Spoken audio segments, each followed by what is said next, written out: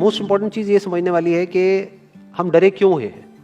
क्योंकि मीडिया ने हमको डरा दिया इस वजह से हम डरे हुए हैं, या सब डरे हुए हैं इसलिए हम डरे हुए हैं, या कोई रीजन है हमारे डरने के पीछे। बेसिकली जो इंफॉर्मेशन है जिसके बेस पे हम सोच रहे हैं वो इंफॉर्मेशन सही इंफॉर्मेशन नहीं है, वो कंप्लीट इंफॉर्मेशन नहीं है, वो इनकम्प्लीट इंफॉर्मेशन है। इस वजह से हम डरे हुए हैं। अगर एक बार क्लियर हमारे पास में इंफॉर्मेशन आ जाए, हमको क्लियरली समझ आ जाए कि एग्जैक्टली हो क्या रहा है, तो हो सकता है हमारा जो डर है वो बहुत ही कम हो जाए या फिर बिल्कुल ही खत्म हो जाए। करंट सिचुएशन ये है कि नियर अबाउट 2 लाख केसेस हो चुके हैं इंडिया में, करीब करीब 5,800 डेथ्स हो चुकी हैं, 40 लाख टेस्ट हो गए हैं। और ये सबसे इंपॉर्टेंट है समझना हमको कि इस टेस्ट का क्या रोल है, जो भी हमारा डर है उससे उसका क्या कनेक्शन है। तो अगर मैं किसी से भी पूछूंगा कि भाई आप क्यों डरे हुए हो, वो कहेंगे कि इसमें डेथ रेट बहुत ज्यादा है। मैं कहूंगा कितना ज्यादा है, तो वो कहेंगे 2 लाख में से 5800 की डेथ हो गई है। तो दैट मीन्स कितना हो गया डेथ रेट, नियर अबाउट 3% हो गया। 3% का मतलब कि 100 लोगों को होता है, उसमें से 3 की डेथ हो जाती है। क्या ये सच है? पहले इसको समझने की कोशिश करते हैं कि 3% ये कितना है। टेस्ट कितने हुए अभी तक? 40 लाख हुए हैं। और अगर किसी को देखना है कि कितने टेस्ट हुए हैं, कितने हो रहे हैं डेली बेसिस पे, तो एक वेबसाइट है worldometers.info, वहां पर जाकर के आप देख सकते हो कि डेली बेसिस पे कितने टेस्ट बढ़ रहे हैं, किस किस कंट्री में कितने कितने हैं, वो सब आ जाएगा उसके अंदर। तो अभी टेस्ट समझना जरूरी क्यों है? क्या इंडिया की पॉपुलेशन 40 लाख है? नहीं है। इंडिया की पॉपुलेशन क्या है? 130 करोड़। उसमें से टेस्ट कितने हुए हैं? 40 lakh, which is not even 1%। 1% भी देखे तो 1 करोड़ 30 लाख होता है। तो 40 लाख टेस्ट हुए, जिसमें से केसेस कितने डिटेक्ट हुए? Near about 2 lakh. ये बिल्कुल ऐसा है जैसे मान लो कि अगर मैं आपसे पूछता हूं कि दिल्ली में रोड्स के ऊपर कितने एक्सीडेंट होते हैं, तो आप क्या कहोगे? आप कहोगे भाई मुझे नहीं पता। तो मैं कहूंगा पता करो, लेट्स फाइंड इट आउट कि भाई कितने एक्सीडेंट होते हैं। तो हमने क्या किया, 10 अलग अलग पॉइंट पे 10 सीसीटीवी कैमरास लगा दिए और उन सीसीटीवी कैमरास में कैप्चर करना शुरू कर दिया कि कितने एक्सीडेंट्स हो रहे हैं इन 10 अलग अलग पॉइंट्स पे। तो उसके बाद में मैंने 1 महीने बाद आपसे पूछा कि हाँ भाई दिल्ली में कितने एक्सीडेंट्स होते हैं, तो आप कह रहे हो दिल्ली के 10 एक्सीडेंट होते हैं। तो मैं कहूंगा आपको कैसे पता? आप कहोगे भाई हमने कैमरास लगाया, उसमें कैप्चर हुआ है, हमारे पास में प्रूफ है। तो मैंने कहा लेकिन क्या 10 ही जगह है जहां पे वो कैमरास लग सकते हैं? दिल्ली में ऐसी कितनी जगहें हैं जहां पे कि कैमरास लग सकते हैं, लगने चाहिए अगर एक्चुअल में हमको डिटेक्ट करना है। तो सिर्फ ये नहीं ना कि उस 10 के बेस पे हम बोले कि भाई 10 एक्सीडेंट हो रहे हैं, क्योंकि दिल्ली में एक्चुअल में तो हजारों एक्सीडेंट्स हो रहे हैं डेली के। तो ये सारी हमारी कैलकुलेशन ही गलत हो गई। इसलिए इसमें टेस्टिंग का बहुत बड़ा रोल है। मीडिया में जहां पर भी आ रहा है वहां पर डेली ये आ रहा है कि अच्छा कुछ दिन पहले तक 5,000 केसेस आ रहे थे, अब 6,000 केसेस बढ़ गए हैं, अब 7,000 केसेस हो गए हैं, 8,000 केसेस हो गए हैं। बट कोई ये नहीं देख रहा कि उसके साथ साथ में टेस्ट भी बढ़ रहे हैं। तो अब एक्चुअल में डेथ रेट कितना है उसको कैलकुलेट करना बहुत जरूरी है। उसी के बेस पे डिसीजन निकलेगा कि इससे हमको डरना चाहिए या नहीं डरना चाहिए। किसी भी बीमारी से हमको डरना चाहिए नहीं डरना चाहिए, that is not on the basis of कि उसका इलाज है या नहीं है, क्योंकि इलाज तो अभी तक सर्दी जुकाम का भी नहीं है, सर्दी जुकाम की भी कोई वैक्सीन नहीं है। क्या हम उससे डरते हैं? नहीं डरते हैं। क्यों? क्योंकि ज्यादा लोग नहीं मरते हैं। तो सबसे पहले डेथ रेट कैलकुलेट करते हैं कि एग्जैक्टली कितना है। कितने टेस्ट हुए? 40 लाख टेस्ट हुए, उसमें से 2 लाख लोगों को हुआ, तो नियर अबाउट एवरेज कितनी आई? 5% की। अगर यही हमने 4 करोड़ टेस्ट करे होते तो कितने डिटेक्ट हो गए होते? अब तक 20 लाख हो जाते। 40 करोड़ करे होते तो कितने हो जाते? 2 करोड़ हो जाते। टोटल अगर कर लिए होते हमने टेस्ट 130 करोड़ का, तो कितना नंबर निकल करके आ जाता? Near about 5 crore. इसका मतलब 5 करोड़ लोगों को या तो आज की डेट में है या हो चुका है।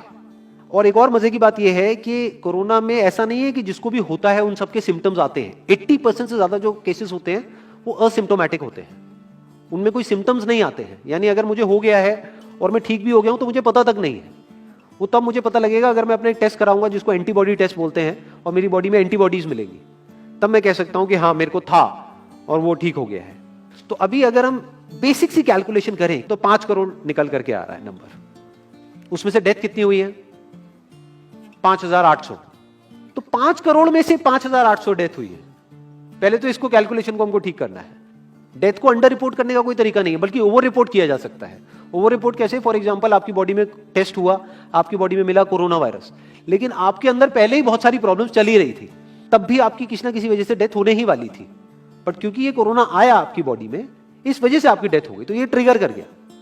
तो ये जो 5800 का नंबर है, ये इससे कम तो हो सकता है, इससे ज्यादा होने के चांसेस बहुत कम है। बट एक बार को हम मान लेते हैं कि इतना ही है नंबर, ना कम है ना ज्यादा है, तो कितनी परसेंटेज निकल करके आई? 5 करोड़ में से अगर 5800 डेथ्स हुई हैं तो क्या परसेंटेज निकल करके आई? Near about 0.01%। ये उससे बहुत कम है जितनी डेथ्स हमारे यहां पे होती हैं रोड एक्सीडेंट की वजह से। हर साल की अगर हम एक कैलकुलेशन देखें तो 1.5 लाख से ज्यादा डेथ हो जाती है इंडिया में रोड एक्सीडेंट्स की वजह से। हर 4 मिनट में एक डेथ होती है रोड एक्सीडेंट की वजह से। और अगर अभी आप देखोगे सड़कों पे एक बहुत ही फनी चीज नजर आ रही है, टू व्हीलर पे जा रहे हैं, मास्क सबने लगाए हुए हैं, कभी भी नोट करना इस चीज को, हेलमेट नहीं पहने हुए, हेलमेट बहुत कम लोगों ने पहने हुए हैं। इससे हमको क्या समझ आ रहा है, क्या ये समझदारी है, बेवकूफी है?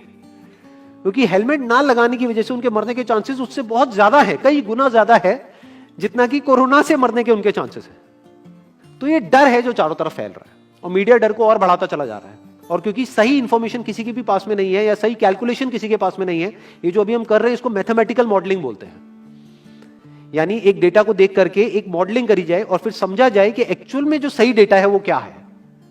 ये नहीं कि लिमिटेड डेटा के बेस पे हम कोई भी कंक्लूजन ड्रॉ कर लें और उसके बेस पे डरते रहें। तो अगर इसका डेथ रेट 0.01% है तो हम सब इतना डर क्यों रहे हैं? क्या कुछ और है जिससे हमको डरना चाहिए, जिससे हम नहीं डर रहे हैं, जिसके बारे में कोई बात नहीं कर रहा है, जो इससे लाख गुना ज्यादा भयानक है? मतलब कोरोना से लाख गुना ज्यादा खतरनाक कुछ है जिससे हम नहीं डर रहे हैं और इससे हम डर रहे हैं। वो क्या है जिससे हमको डरना चाहिए?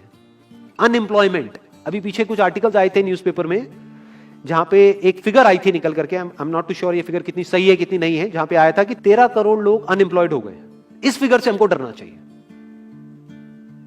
13 करोड़ लोग अनएम्प्लॉयड होने का मतलब हम समझते हैं कि इसका मतलब क्या है? इसका मतलब ये, अगर इकोनॉमी पॉइंट ऑफ व्यू से देखोगे, कि ये जो 13 करोड़ लोग हैं ये अपने जो खर्चे हैं वो अब बहुत ही लिमिट में कर देंगे।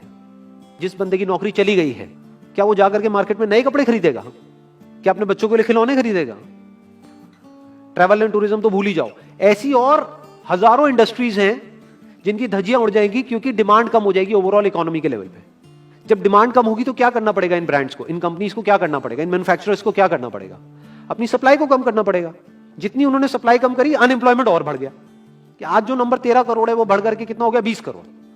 यानी पूरा का पूरा लूप बन जाएगा। इस लूप को बोलते हैं रिसेशन, जो ग्लोबली ऑलरेडी रिसेशन आ चुका है। और अगर यही रिसेशन और डीप होता चला जाए तो उसको बोलते हैं डिप्रेशन, जहां से एक इकोनॉमी को बाहर आने में 5 से 10 साल लगते हैं। तो इकोनॉमी का पहले ही बुरा हाल था, प्लस इस कोरोना की वजह से और बुरा हाल हो गया है, प्लस जो रहा सहा हमारा जो अपना डर है वो सिचुएशन को और खराब करता चला जा रहा है। और इस डर को हर कोई बढ़ा रहा है, कोई भी कम करने का काम नहीं कर रहा है। एक्चुअल में अगर आप मेरे स्टैंड पॉइंट से देखोगे तो डरने की कोई जरूरत ही नहीं है, क्योंकि जो डेथ रेट है वो बहुत ही कम है। तो हम डर क्यों रहे हैं? सोचो। बस इसलिए कि डेथ नहीं होनी चाहिए। अगर यही हमारा ऑब्जेक्टिव है कि डेथ नहीं होनी चाहिए, मतलब हम कहते हैं कि किसी की डेथ नहीं होनी चाहिए, तो फिर तो लॉकडाउन परमानेंट हो जाना चाहिए, सड़कों पे निकलना ही नहीं चाहिए, क्योंकि सीधा सीधा 1.5 लाख डेथ बचेंगी। 1.5 लाख लोग जो हर साल एक्सीडेंट में मरते हैं उनको हम बचा सकते हैं ना, उनकी लाइफ बच जाएगी। परमानेंट कर दो लॉकडाउन को। कैसा है आइडिया? ये बिल्कुल ऐसा है जैसे मैंने एक आदमी की एक कहानी सुनी थी, उसके घर में एक चूहा घुस गया, तो उस चूहे को उसने पकड़ने की बड़ी कोशिश करी, लेकिन वो चूहे को नहीं पकड़ पाया। तो एंड में उसने क्या किया, घर पे आग लगा दी, अपने घर में आग लगा दी। उसके बाद भी चूहा तो बच करके निकल गया, घर चला गया, घर जल गया। यही हालत है इसकी, कोरोना की। इस डर को हमको खत्म करना पड़ेगा, तब जाकर के इस प्रॉब्लम का एक्चुअल में सॉल्यूशन निकलेगा, जो रियल प्रॉब्लम है। और रियल प्रॉब्लम कोरोना नहीं है। रियल प्रॉब्लम क्या है? हमारी जो इकोनॉमी है। रियल प्रॉब्लम क्या है? अनएम्प्लॉयमेंट। तो इस वीडियो के थ्रू मैं अपनी एक हम्बल रिकमेंडेशन देना चाहूंगा गवर्नमेंट ऑफ इंडिया को, या जो भी लोग एक पर्टिकुलर पोजीशन पे हैं उन लोगों को, कि हमको टेस्ट करने कम करने हैं, टेस्ट बढ़ाने नहीं है। अभी हम गलती क्या कर रहे हैं? टेस्ट बढ़ाते चले जा रहे हैं, जिसकी वजह से केसेस बढ़ते चले जा रहे हैं, जिसकी वजह से डर बढ़ता चला जा रहा है। गवर्नमेंट क्या एक क्राइटेरिया नहीं बना सकती कि जो क्रिटिकल केसेस है बस उन्हीं का टेस्ट करो, क्योंकि उन्हीं को हॉस्पिटल में एडमिट करने की जरूरत है, तो उन्हीं का टेस्ट होना चाहिए ना। जो वैसे ही ठीक हो रहे हैं, अपने आप ही ठीक हो रहे हैं, जिनको माइनर सिम्टम्स हैं और वो खुद ही ठीक हो रहे हैं, उनका टेस्ट करने की क्या जरूरत है? उससे तो पैनिक और बढ़ेगा। और अगर टेस्ट कर भी दिया तो हम करने क्या वाले हैं? उनको क्या हॉस्पिटल में एडमिट करने वाले? नहीं, घर पे क्वारंटाइन करने वाले हैं। अभी जो क्वारंटाइन वाला फंडा है, ये भी जब बेस छोटा होता है तब तो काम करता है, जब करोड़ों में हो जाता है तब काम नहीं करता है। मैं अगर एग्जांपल से समझाने की कोशिश करूं, जो मेरी थॉट प्रोसेस है उसको इमेजिन करो। ये एक ऐसी सिचुएशन है कि हम एक घर में है और चारों तरफ से बाढ़ आई हुई है, और ये जो घर है हमारा वो ऐसा है, इसको इमेजिन करो, जहां पे हजारों दरवाजे हैं। तो हम क्या करें, इसमें से एक दरवाजे को पकड़ लें और उसी को पक्का करते चले जाएं। ये है क्वारंटीन, और बाकी के हजारों खुले पड़े हैं। एक को हम पक्का करते चले जा रहे हैं क्योंकि यहां से पानी अंदर नहीं आना चाहिए। इंडिया की पॉपुलेशन क्या है? 130 करोड़। टेस्ट कितने हुए हैं अभी तक? 40 लाख। दिल्ली के कितने हो रहे हैं? 1 लाख। महीने के कितने हुए? 30 लाख। साल के कितने हुए? 3 करोड़ 60 लाख। तो यानी कि अगर हमको सबका टेस्ट करना है तो कितने साल लगेंगे? 36 साल। तो जब हमको दिख रहा है साफ साफ कि हम सबका टेस्ट कर ही नहीं सकते, तो हम टेस्ट क्यों बढ़ाते चले जा रहे हैं? या तो सबका टेस्ट करो और सब में से सबको देख करके सबको क्वारंटाइन कर दो। ये बिल्कुल ऐसा हुआ कि वो जो घर है जिसकी मैंने अभी बात करी, या तो उसको हर तरफ से सिक्योर करो कि अगर उसके 1000 दरवाजे हैं तो एक को बंद मत करो, सारे बंद कर दो। तब आप कह सकते हो कि यहां पानी अंदर नहीं आएगा, कि हमने 130 करोड़ लोगों का टेस्ट कर लिया है, उसमें से केसेस निकल गए हैं 6 करोड़ और 6 करोड़ को हमने क्वारंटीन कर दिया है, अब ये आगे नहीं फैलेगा, अब 6 करोड़ से 10 करोड़ पे नहीं जाएगा। बट हमने टेस्ट ही करे 40 लाख, जिसमें से केसेस आए 2 लाख। अगर इन 2 लाख को हमने क्वारंटीन कर भी दिया तो बाकी करोड़ों लोग तो बाहर घूम रहे हैं ना, तो उससे होगा क्या? तो अब हमको समझ जाना चाहिए कि इसको रोकने का कोई तरीका नहीं है। तो अब इसका प्रैक्टिकल सॉल्यूशन क्या है? गवर्नमेंट की तरफ से हमको सिर्फ ये इंफॉर्मेशन चाहिए कि भैया अभी कितने बेड्स ऑक्यूपाइड हैं आपके स्टेट में, और अभी कितने और आपने अरेंजमेंट कर रखा है और कितने और कर सकते हो। अब वो बेड चाहे किसी हॉस्पिटल में हो चाहे किसी होटल में हो। और प्लस ये इंफॉर्मेशन क्यों नहीं जा रही लोगों के पास में कि इतना डरने की जरूरत नहीं है जितना आप डर रहे हो। हाँ ठीक है, प्रिकॉशंस लो, सेफ्टी मेजर्स लो, सोशल डिस्टेंसिंग को मेंटेन करो, लेकिन इतना डरने की जरूरत नहीं है जितना आप लोग डर गए हो, क्योंकि डेथ रेट कम है। ये इंफॉर्मेशन जानी चाहिए अब लोगों के पास में, वक्त आ चुका है। अगर ये नहीं गई तो प्रॉब्लम सॉल्व नहीं होने वाली इकोनॉमी के लेवल पे। कॉन्फिडेंस खत्म हो चुका है, रियलिटी को हमको पहले समझना होगा। अभी प्रॉब्लम क्या हो रही है? हम कह रहे हैं कि हाँ कंस्ट्रक्शन एक्टिविटीज अलाउड है।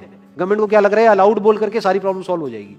अलाउड तो हो गई, बट मेरे जो फ्रेंड्स हैं जो कंस्ट्रक्शन इंडस्ट्री में हैं वो बता रहे हैं कि लेबर ही नहीं है, लेबर सारी अपने गांव चली गई है। तो अब कौन कंस्ट्रक्शन करेगा वहां पे? अब ये लेबर चली तो गई है, इसको वापस कैसे बुलाओगे? मीडिया में अगर रोज ये दिखेगा कि केसेस बढ़ रहे हैं, केसेस बढ़ रहे हैं, केसेस बढ़ रहे हैं, वापस आएंगे वो लोग? 1 से लाख नहीं आएंगे। तो उनको मीडिया में क्या दिखना चाहिए, न्यूज में क्या दिखना चाहिए? कि अब ये प्रॉब्लम सॉल्व हो रही है। तो लोगों के अंदर का डर निकलना चाहिए। यानी जो भी मैंने अभी तक कहा, अगर मैं उसको सम अप करूं तो वो क्या है प्रैक्टिकली, अगर पॉइंटर्स में सॉल्यूशन देखा जाए। नंबर 1 मोस्ट इंपॉर्टेंट, टेस्ट धीरे धीरे हमको कम करने हैं, बढ़ाने नहीं है। दिन के 1 लाख टेस्ट हो रहे हैं, मैं ये नहीं कह रहा कि एकदम से 10,000 कर दो, 1 लाख के 90,000 कर दो, एटलीस्ट बढ़ाओ मत। समझ गए? 1 लाख के 1.5 लाख टेस्ट मत करो दिन के, 2 लाख मत करो, क्योंकि तब भी 36 साल लगेंगे पूरा करने में। अगर आपने स्पीड डबल भी कर दी तब भी 18 साल लगेंगे। 18 साल तक तो पता नहीं ये बीमारी कहां होगी, किसी को याद तक नहीं होगा। तो करना क्या है गवर्नमेंट को? अगर थोड़ा सा सेंसिबली चले कि टेस्ट को धीरे धीरे कम करते चले जाओ, यानी 1 लाख से 90,000 कर दो, फिर कुछ दिन बाद 80,000 कर दो, फिर 70,000 कर दो। इसकी वजह से क्या होगा? मीडिया में केसेस कम होते हुए दिखेंगे, अखबारों में केसेस कम होते हुए दिखेंगे, हर जगह पे जहां पे अभी आ रहा है कि अभी तक की सबसे बड़ी फिगर, आज तक के सबसे ज्यादा केसेस, वो सब धीरे धीरे कम हो जाएंगे। कम मीडिया में पैनिक फैलेगा, कम पैनिक फैलेगा लोगों में, धीरे धीरे लोग बाहर निकलना शुरू होंगे, जो अभी नीड ऑफ द आवर है। धीरे धीरे लोग बाहर निकलेंगे, धीरे धीरे डिमांड बढ़ेगी, धीरे धीरे लोगों में कॉन्फिडेंस आएगा, धीरे धीरे लोग जो गांव चले गए हैं वो वापस आएंगे। एक्चुअल में काम शुरू होगा, ऑन पेपर नहीं कि काम शुरू हो गया है, एक्चुअल में लोगों का काम शुरू होगा, लोगों का काम शुरू होगा, इकोनॉमी शुरू होगी। बिल्कुल ऐसा है जैसे 2 महीने के लिए आप किसी गाड़ी को बंद करके कहीं पे रख दोगे राज में, तो क्या होगा? बैटरी डाउन हो जाएगी। उस वक्त क्या करना पड़ेगा? उसको धक्का मारना पड़ेगा। तो अभी उस धक्के की जरूरत है, जंप स्टार्ट की जरूरत है। अब जो टाइम है वो डरने का नहीं है, इस डर को खत्म करने का है। क्योंकि कोरोना ने जितने लोगों को नहीं मारा, ये डर मारने वाला है असलियत में। तो अब इस डर को खत्म करने का टाइम आ गया है। अब हम सबको मिलकर के दिमाग ये लगाना है, ये नहीं कि डर को कैसे बढ़ाएं, बल्कि दिमाग ये लगाना है कि डर को कैसे कम करें या खत्म करें, और लोगों के कॉन्फिडेंस को कैसे वापस से लेकर के आए।